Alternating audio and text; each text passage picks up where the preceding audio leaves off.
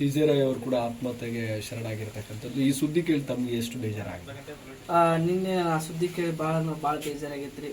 ನಿನ್ನೆ 7 ಗಂಟೆಕಿನ್ನ ಸುದ್ದಿ ಬಂತು. ಆವಾಗ ನಾನು ನಂಬಿದ್ದಿಲ್ಲ ಫಸ್ಟಿಗೆ. ಭಾಳ ಬೇಜಾರಾತ್ರಿ ಸರ್. ಆ ಥರ ಮಾಡ್ಕೋಬಾರ್ದಿತ್ತು. ಯಾಕಂದ್ರೆ ನಂಗೆ CJ ರಾಯ್ ಸರ್ ಅವರು ಭಾಳ ಹತ್ತಿರದಿಂದ ನೋಡೀನಿ. ಅವ್ರು ಭಾರಿ ಒಳ್ಳೆ ಸರ್ ಇದ್ರಿ.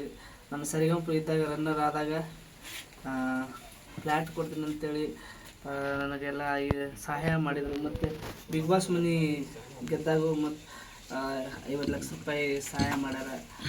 ಭಾರಿ ಖುಷಿ ಐತ್ರಿ. ಆದ್ರೆ ಈ ಥರ ಮಾಡ್ಕೋಬಾರ್ದಿತ್ತು. ಭಾಳ ಬೇಜಾರೈತೆ. ಈಗ ಅವ್ರ ಜೊತೆ ಒಡನಾಟ ಸಾಕಷ್ಟು ಇರೋದ್ರಿಂದ ನೀವೆಲ್ಲ ರೆಸಾರ್ಟ್ಗೆಲ್ಲ ಹೋಗಿ ಬಂದಿದ್ವಿ. ಅವ್ರ ವ್ಯಕ್ತಿತ್ವ ನೋಡೋಕೆ ಏನು ಅನ್ನಿಸ್ತೀವಿ? ಅವರು ಒಳ್ಳೆ ರೀ. ಅವ್ರು ಯಾರು ಕೊಟ್ಟು ಭೇದ ಭಾವ ಮಾಡ್ತಿದ್ದಿಲ್ರಿ. ಒಳ್ಳೆ ಇದ್ದರು.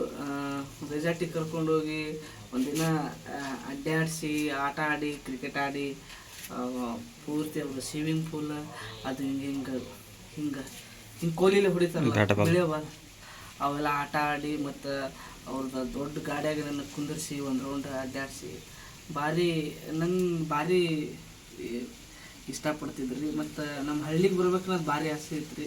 ನಿಮ್ಮ ಹಳ್ಳಿ ನೋಡಬೇಕು, ನಿಮ್ಮ ಮನೆ ನೋಡಬೇಕು, ನಿಮ್ಮ ಕುರಿ ನೋಡ್ಬೇಕಂತೇಳಿ ಯಾವಾಗಲೂ ಹೇಳ್ತಿದ್ರೆ. ಆಯ್ತು ರೀ ಸರ್ ಬರೋತ್ರಿ, ನಮ್ಮ ಮನೆ ಕಟ್ಸಾಕತ್ತೀನಿ, ಕಟ್ಟಿಂದ ಓಪನಿಂಗಿಗೆ ನೀವು ಬರೋತ್ರಿ ಅಂತ ನಾನು ಹೇಳಿದ್ದೆ. ಆಯ್ತು ಕಟ್ಟಿಸು ಬರ್ತೀನಿ ಅಂತ ಅವ್ರಿಗೆ ಹೇಳಿದ್ರಿ.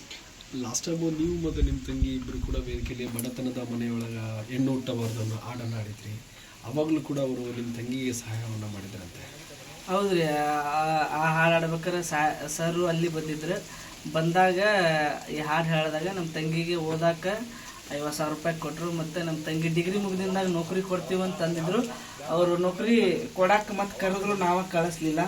ನಮಗೆ ಬ್ಯಾಡ್ರಿ ಸರ್ ನೌಕರಿ, ನಮ್ಗೆ ಬೆಂಗಳೂರಾಗ ಕಳ್ಸಕ್ಕೆ ಇಷ್ಟ ಇಲ್ಲ ಅಂತಂದ್ವಿ. ಆಯ್ತು ನೀವು ಇಷ್ಟ ಅಂತೀರಿ ಅಂತೇಳಿ ಮತ್ತು ನಮ್ಗೆ ಅದು second prize 30 lakh plot tax ಕಟ್ಟಾಗಿ 21 ಲಕ್ಷ ರೂಪಾಯಿ ಚೆಕ್ಕಿನ ಮೂಲಕ ರೊಕ್ಕ ಕೊಟ್ರಿ. ಭಾಳ ಅಂದ್ರೆ ಭಾಳ ಬೇಜಾರೈತೆ ರೀ. ಅವ್ರು ಈ ಥರ ಮಾಡ್ಕೋಬಾರ್ದಿತ್ತು. ಅವ್ರಿಗೆ ಮನಸ್ಸಿಗೆ ಶಾಂತಿ ಸಿಗಲಿ ಮತ್ತು ಅವ್ರ ಕುಟುಂಬಕ್ಕೆ ದುಃಖ ಮರಿಸೋ ಶಕ್ತಿ ಕೊಡಲಿ ದೇವ್ರು ಅಂತೇಳಿ ಪ್ರಾರ್ಥಿಸ್ತಾರೆ.